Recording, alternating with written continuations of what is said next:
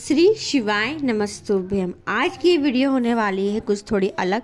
जी हाँ, इस वीडियो में हम बात करेंगे कि आप घर पे जो रोज़ पूजा पाठ करते हैं उस रोज़ की पूजा पाठ में आपको कौन सा बाती का दीपक लगाना चाहिए।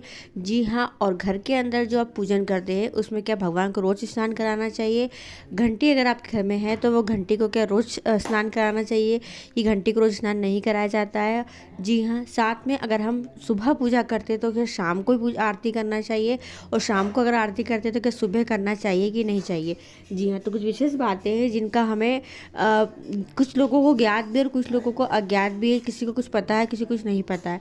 जी हाँ, तो थोड़ा सा ये वीडियो लेकर आई हूँ ताकि अगर आप लोग भी अगर हम पूजा पाठ कर रहे हैं तो ये गलती तो नहीं कर रहे हैं, इस बात का विशेष ध्यान रखें। तो चलिए वीडियो शुरुआत करते हैं। स्वागत है मोदी थी ऑफिशियल चैनल पर। अगर आप लोगों ने अभी तक चैनल को सब्सक्राइब नहीं कर रखा है तो प्लीज़ चैनल को सब्सक्राइब कीजिएगा और कमेंट में श्री शिवाय नमस्तुभ्यम हर हर महादेव अवश्य लिखिएगा। पहली जानकारी, जी हाँ, अगर आपके घर में कोई शिवलिंग नहीं है, जी हाँ, और आपकी बहुत अभिलाषा है, बहुत इच्छा है कि हम घर में शिवलिंग रखें, तो शिवलिंग घर में रखना चाहिए कि नहीं रखना चाहिए। सबसे पहली बात तो शिवलिंग तो घर में रखना चाहिए। जी हाँ, सभी के घर में शिवलिंग आजकल तो हो गई है। पहले के समय में लोग शिवलिंग नहीं रखते थे, पर आजकल सभी लोग, जब से गुरु जी पंडित जी प्रदीप मिश्रा जी द्वारा बताया गया, कथा सुनते हैं, उपाय करते हैं, तो घर में शिवलिंग रखते ही रखते हैं। जी हाँ, पर फिर भी अगर आपके घर में कोई शिवलिंग नहीं है तो आप क्या करें, आपके घर में जो भी गमला हो, जी हाँ, जो भी गमला हो, उस गमले में रोज प्रतिदिन आप एक उसी गमले की मिट्टी से शिवलिंग का निर्माण कर सकते हैं और जल समर्पित कर सकते हैं। अगर आप रोज शिवालय नहीं जा पा रहे तो इस तरीके से आप घर पर भी शिवलिंग की पूजन कर सकते हैं। जी हाँ, दूसरी जानकारी, अगर आप अपने घर में दिया बाती करते हैं तो ध्यान रखें कि अगर आप कुल देवी देवता की पूजन कर रहे हैं तो कुल देवी देवता की पूजन में हमेशा लंबी बाती का दीपक लगाया जाता है।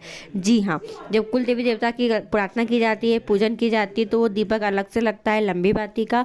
और अगर आप साधारण जैसे पूजन कर रहे हैं, सभी देवी देवता की पूजन कर रहे हैं, तो उसमें आप गोल बाती के दीपक को लगा सकते हैं सुबह।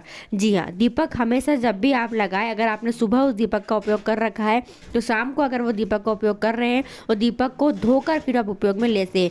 जी हाँ, ऐसा नहीं है कि सुबह की बाती को हटाकर ही आपने उसमें दीपक लगा दिया, ऐसा नहीं करें। अगर आपने सुबह दीपक लगाया है और वही दीपक को अगर शाम को भी उसी दीपक की बाती लगाना है अगर आपको, तो उस दीपक को शाम को धो ले। अगर मांज सकते तो बहुत अच्छी बात है, अगर मांज नहीं सके तो धोकर भी उस दीपक को आप लगाएं। जी हाँ, तीसरी जानकारी ये है कि अगर आप घर के अंदर पूजन करते हैं और अगर सुबह आरती कर रहे हैं तो सुबह आरती कर लें, शाम को आरती नहीं कर पा रहे हैं तो कोई बात नहीं, पर शाम को दिया बत्ती अवश्य करें।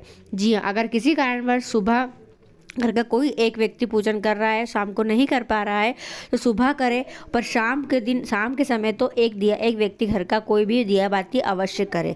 जी हाँ, साथ में अगर आपके घर में आप रोज़ स्नान नहीं करा पाते हैं भगवान जी को, जी हाँ, देखिए, विष्णु जी की मूर्ति होती है, लक्ष्मी जी की मूर्ति होती है, लड्डू गोपाल की मूर्ति होती है, माँ जगदम्बा की मूर्तियाँ होती है। जी हाँ, जो पीतल की मूर्तियाँ रहती है, तो जी हाँ, तो अगर आप रोज़ उन्हें स्नान नहीं करा पाते तो कोई बात नहीं, पर हफ्ते में एक वीक ऐसा निकालें जब आप सभी भगवान जी को स्नान कराएं, और कोशिश करें कि पीताम्बरी वगैरह से आप भगवान को साफ भी कर सकते हैं। पर गरुड़ जी को रोज़ स्नान करने की आवश्यकता नहीं है।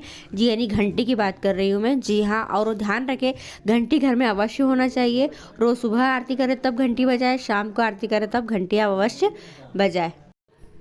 एक बात और, कुछ लोग सोचते हैं कि दीदी हम रोज़ दीपक लगा के पूजन करें या अगरबत्ती लगाएं, तो रोज़ आप अपनी स्वेच्छा के अनुसार आप रोज़ दीपक भी लगा सकते हैं, रोज़ अगरबत्ती भी लगा सकते हैं, और दीपक अगरबत्ती दोनों साथ में भी लगा सकते हैं।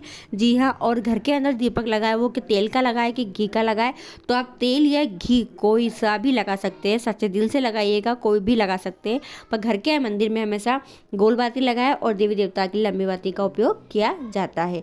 तो कुछ विशेष बातें थी जो मैंने आप लोगों को शेयर की। और कुछ जानना है और कुछ पूछना है तो आप कमेंट करके पूछ सकते हैं। साथ में अपने घर के बाहर एक श्री शिवाय नमस्तुभ्यम का स्टिकर अवश्य लगाएं।